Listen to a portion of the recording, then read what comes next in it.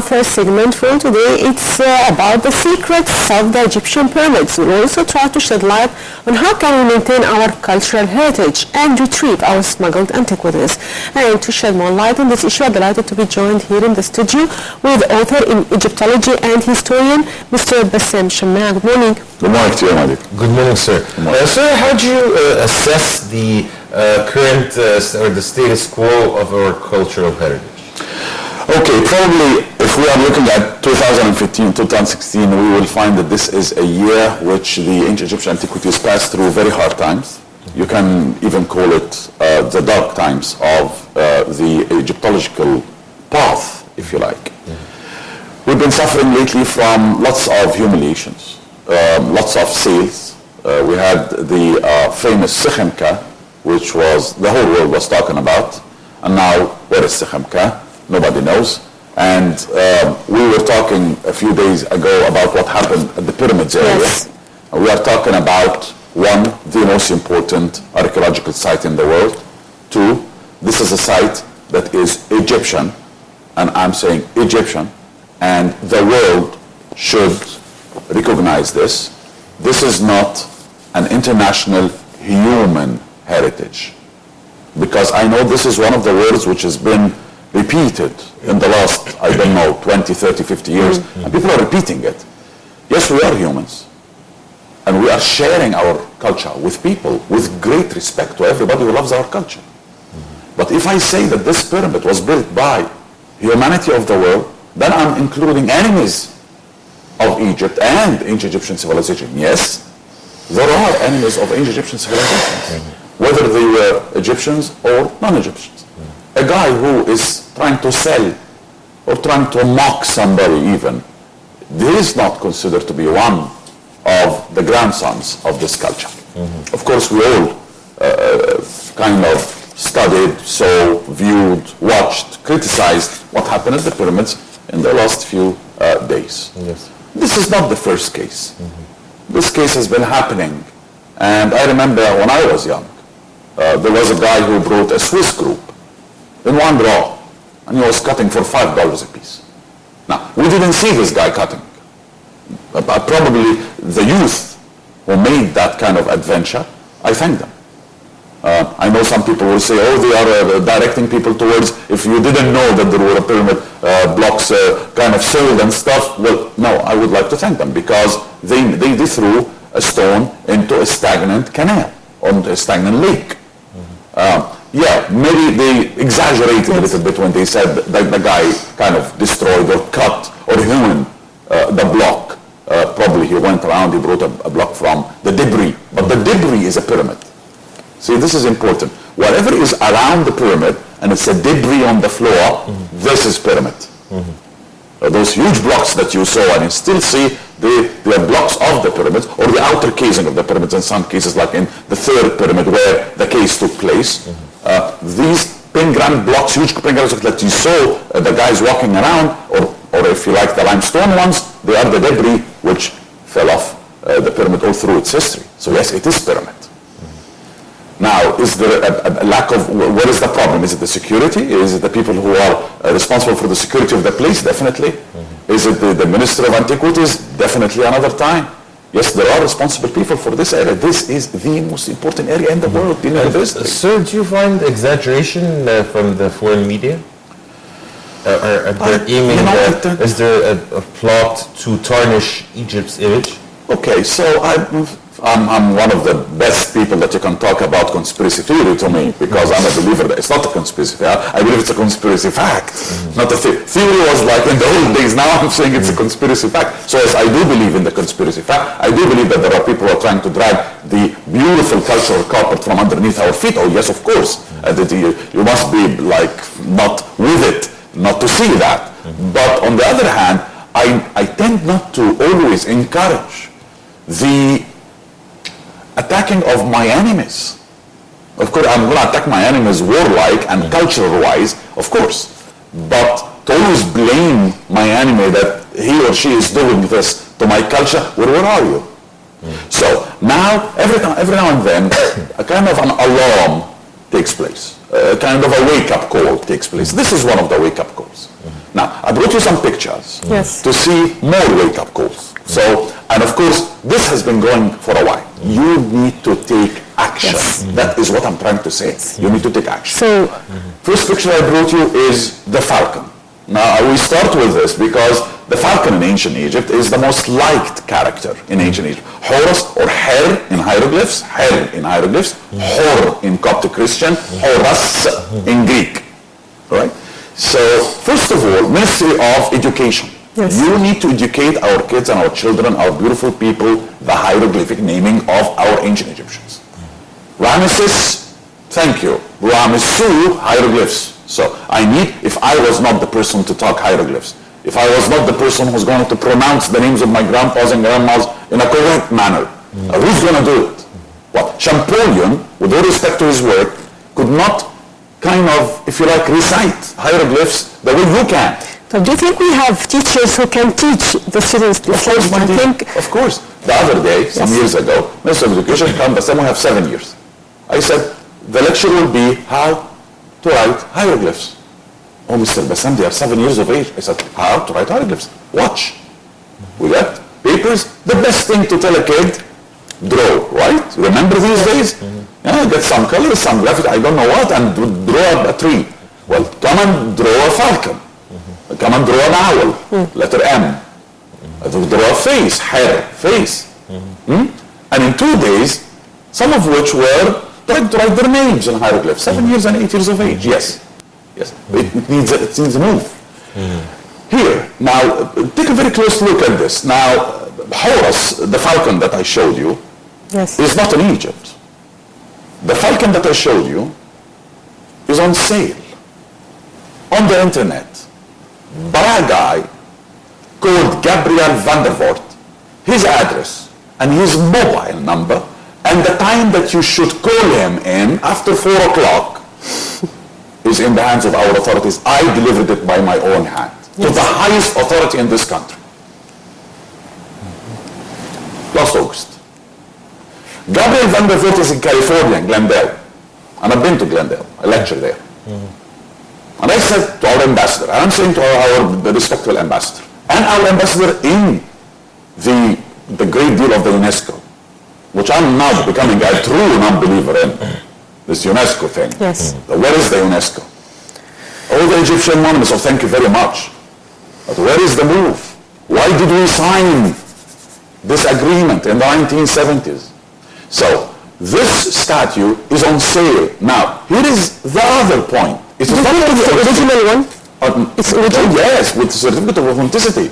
Yes. He gives you a certificate of authenticity. Okay. So it was smuggled from the country. Oh yes, ma'am. And if you take a look at this website of this guy who's selling this, you'll find that all the marks and all the numbers right under it, and it's sold in red.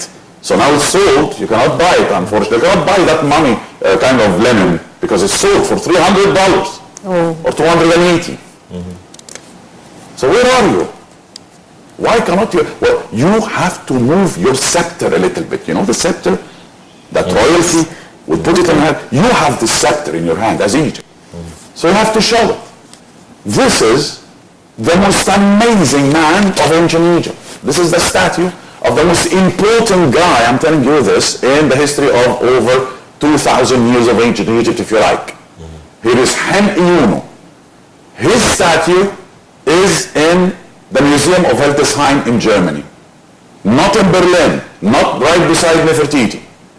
Nefertiti is in Berlin. Hem-Iuno, this gentleman, this ancient Egyptian, 4.5, almost 1,000 years ago, this statue. It's carved yesterday with hieroglyphs on the base. Look at him. This face, ladies and gentlemen, we should put this face in the middle of Tahrir Square. Why? Because he is the genius ancient Egyptian who designed and was the architect of the Great Pyramid of Khufu. So this is the man who made the whole world give us the biggest salute and still. And now he's statue in Germany. The only one in the world. We don't have it smuggled also? Oh yes. Well, at the beginning, when you were not big power. statue. How was it smuggled? I mean, it's 155. Yes. This guy was seated 1 meter 55 centimeter high. First quarter of the 20th century and out through the Germans Same thing with Nefertiti's head. Same. Of course. People will tell you that we were not in power in those days. We were ruled by I don't know who. Fine. Now, dear Germany, prove that you are a country of culture.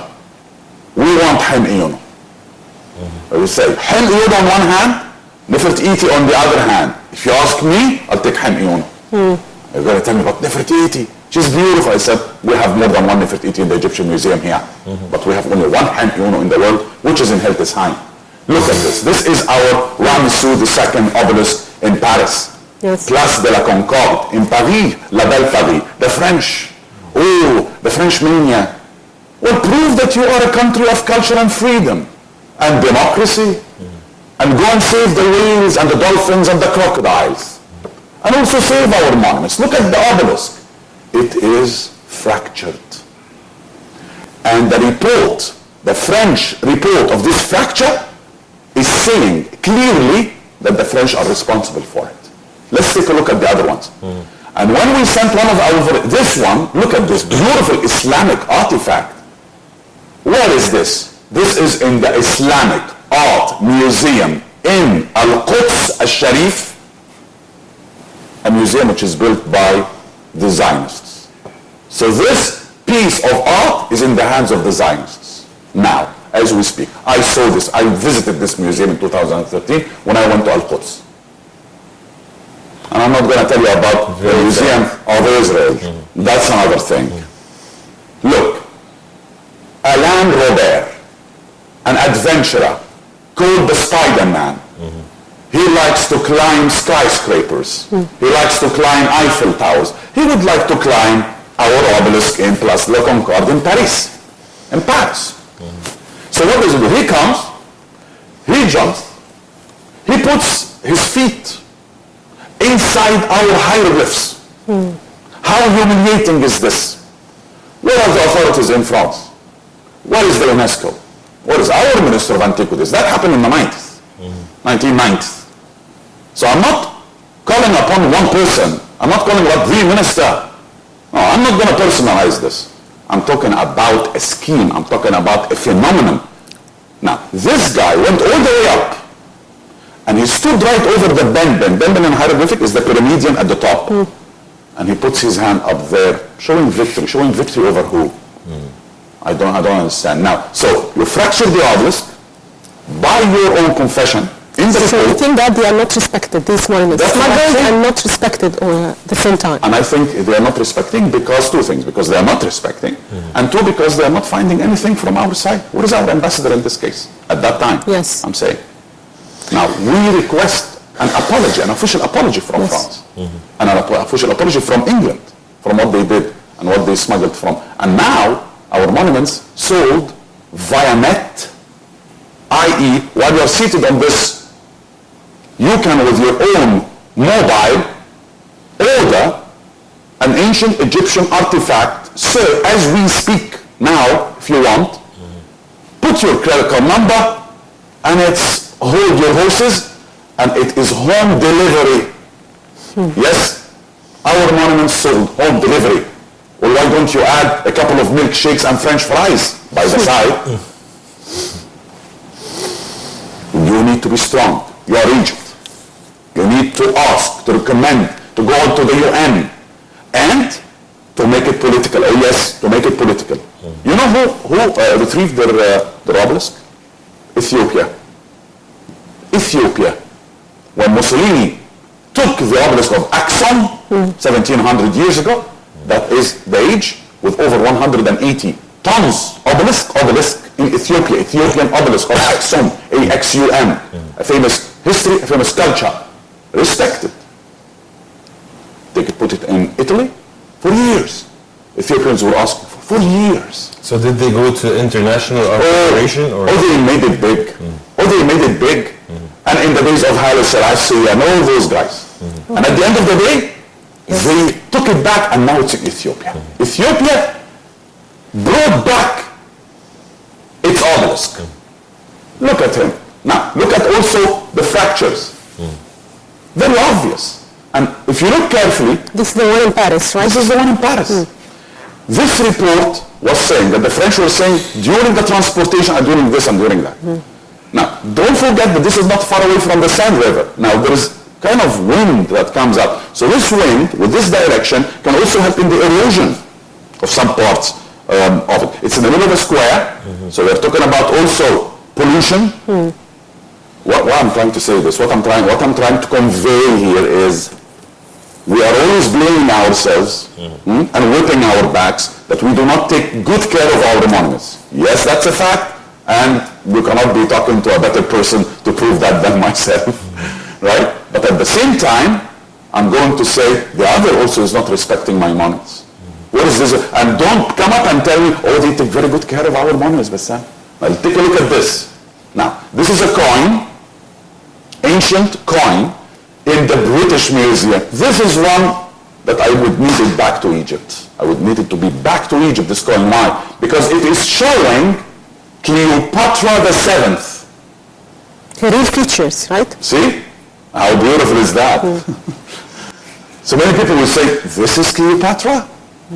We thought that she was Elizabeth Taylor. Yes. See, this question, sir, can bring you 25 million tourists with small coin that big. Put it in a museum in the middle of the square and try to publicize this touristically and say, come and see the real Cleopatra. And lectures and t-shirts. Here, you are looking.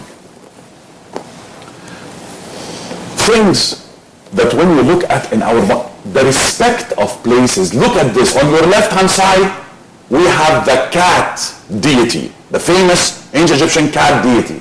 Right behind her, Jahud, the ibis of wisdom. How preserved is this? As if they were made yesterday, right? This, ladies and gentlemen, is a photo I took with my own hand, and I'm not a photographer, with my 8 megapixel small camera that my brother gave me, because I'm still living in BC, you know. Yeah. So anything with technology, forget it, with me, I'm a failure on that. So click, click, click, click, click. I took those pictures back, I put it right in front on TV, I put it in front of them, our Minister of Antiquities of today. This is in the Museum of Israel, in Al-Quds al-Sharif.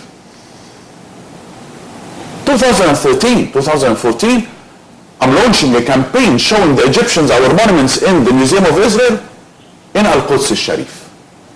Not one phone call from the minister to say, Bassam, where did you get this from? Tell us something about what you saw there for our monuments. And there, they will tell you, our American friends. They were the people who gave it to us. And of course, that's the sign, that's the stamp. That's no, don't talk, no, we're gonna talk. And we're going to ask, and this year is a perfect year, 2015 is a perfect year for us to ask, because now, as an Egyptian, you are in authority in the UNESCO. You are now taking care of the authority inside the UNESCO. So, what I'm asking for here is two things. One, you have to show your scepter of power a little bit, Egypt. And more importantly, our president, when he goes to the UN, I need one sentence from him. One sentence. In the middle of all the talk about the politics and about peace and about everything, one sentence. We are Egypt, and we, 100 million Egyptians, need our culture back. This is the only sentence I want the president to say in front of the world. I think we don't need any evidence to prove that these are